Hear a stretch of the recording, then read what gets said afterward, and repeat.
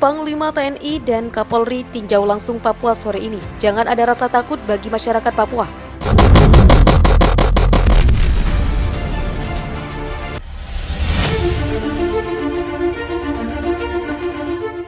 Polri TNI terus berkoordinasi dengan pemerintah daerah setempat dalam menyelenggarakan operasi keamanan di Papua.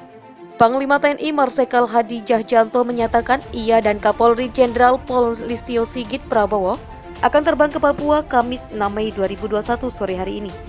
Dapat pula kami laporkan bahwa sore hari ini saya beserta Kapolri akan berangkat menuju ke Papua, kata Hadi dalam rapat kerja dengan Komisi 1 DPR Kamis siang.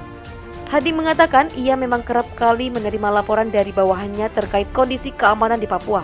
Namun ia merasa perlu terbang ke Papua untuk berkoordinasi secara langsung dengan para aparat yang bertugas di lapangan. Tentu saja komunikasi dan diskusi secara langsung dengan para komandan di lapangan sangat kami perlukan, ujar Hadi. Seperti diketahui, konflik yang melibatkan kelompok kriminal bersenjata KKB di Papua masih terus bergulir. Bahkan pemerintah memberi cap teroris bagi KKB karena dinilai telah menciptakan suasana teror dengan memunculkan ketakutan dan suasana tidak aman bagi masyarakat. Itulah terorisme, bandara dikepung, kalau ada pesawat ditembak, pesawat datang dibakar, sekolah dibakar, orang dibakar, kata Menko Polhukam Mahfud MD, Senin 3 Mei 2021. Apa itu bukan teror? Padahal jelas, sehingga kita buat tindakan yang tegas, cepat dan terukur, sambung Mahfud. Polri minta jangan ada rasa takut bagi masyarakat Papua. Sementara Kepala Divisi Humas Polri Irjen Pol Argo Yuwono menyatakan personil gabungan TNI Polri yang saat ini bertugas di Papua hadir untuk memberikan rasa aman bagi masyarakat setempat. Menurut Argo, Polri TNI terus berkoordinasi dengan pemerintah daerah setempat dalam menyelenggarakan operasi keamanan di Papua. Kepolisian setempat dan Pemda tentunya ingin memberikan kepada masyarakat Papua tidak ada rasa takut, kata Argo di gedung PT IKA Jakarta Selatan, Rabu 5 Mei 2021. Dia mengatakan selama ini personil yang bertugas di lapangan melakukan pendekatan lunak soft power dan keras hard power. Pendekatan lunak, kata Argo, yaitu melalui program-program pembinaan masyarakat yang memungkinkan terjadinya dialog. Sementara itu, pendekatan keras dilakukan ketika ada pelanggaran pidana. Soft power, kami memberdayakan anggota kepolisian dengan masyarakat di sana untuk mempunyai suatu keterampilan, ucap Argo. Kalau melanggar pidana ya akan kami proses, tambahnya. Belum libatkan Densus 88 anti-teror. Bertalian dengan sikap pemerintah yang mengkategorikan kelompok kriminal bersenjata di Papua sebagai teroris, Argo menyatakan belum ada keputusan Polri menurunkan tim Densus 88 anti-teror. Pelibatan Densus 88 dalam operasi Nemangkawi masih dalam kajian. Belum ada, kami melaksanakan operasi Nemangkawi penegakan hukum TNI dan Polri, tutur Irjen Argo Yuwono. Argo menyampaikan pihaknya masih belum melakukan penindakan KKB Papua berdasarkan aturan Undang-Undang Nomor 5 Tahun 2018 tentang pemberantasan tindak pidana terorisme. Hingga saat ini TNI Polri yang tergabung dalam Satgas Nemangkawi masih menjadi garda terdepan untuk menangani KKB di Papua. Menurutnya, Satgas Nemangkawi masih melakukan penegakan hukum di bawah komando dari Asop Kapolri. Satgas Nemangkawi TNI dan Polri yang kerja. Untuk hard power, kalau melanggar pidana ya akan kami proses, ujar Argo. Sebelumnya, pemerintah Republik Indonesia melalui Menteri Koordinator Bidang Politik Hukum dan Keamanan Mahfud MD mengumumkan kelompok kriminal bersenjata KKB Papua sebagai organisasi teroris. Mahfud mengatakan keputusan pemerintah tersebut sejalan dengan pandangan yang dikemukakan oleh Ketua MPR, pimpinan BIN, pimpinan Polri, dan pimpinan TNI. Selain itu, keputusan tersebut, kata Mahfud, juga sejalan dengan fakta banyaknya tokoh masyarakat, tokoh adat, pemerintah daerah, dan DPRD Papua datang kepada pemerintah, khususnya ke Menko Polhukam, untuk menangani tindak kekerasan yang muncul belakangan ini di Papua.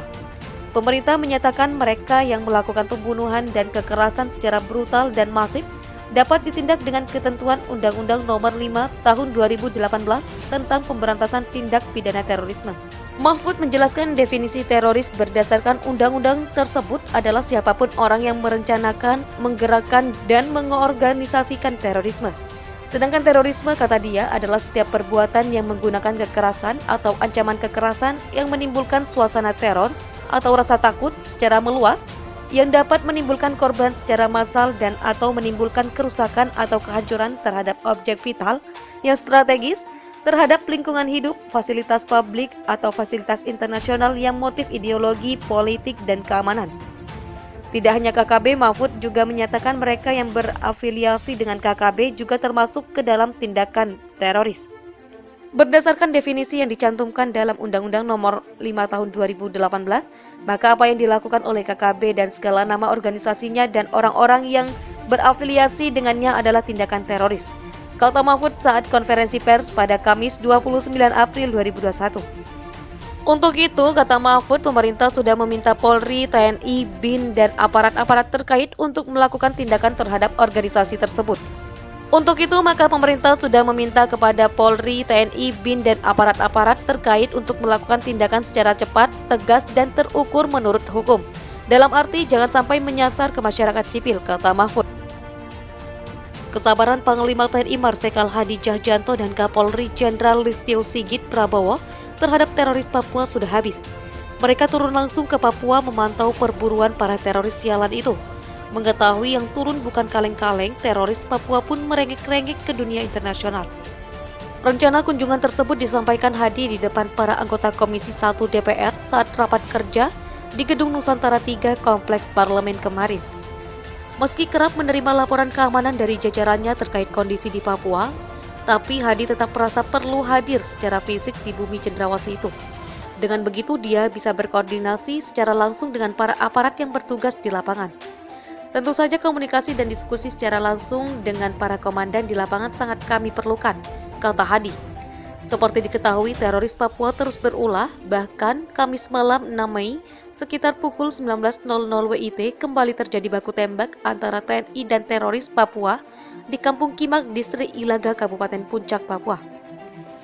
Akibat kontak tembak itu, sebagian warga pun kemudian mengamankan diri ke kantor Bupati Puncak. Mereka mengamankan diri lantaran takut akan kelompok teroris Papua yang melakukan serangan di posko aparat.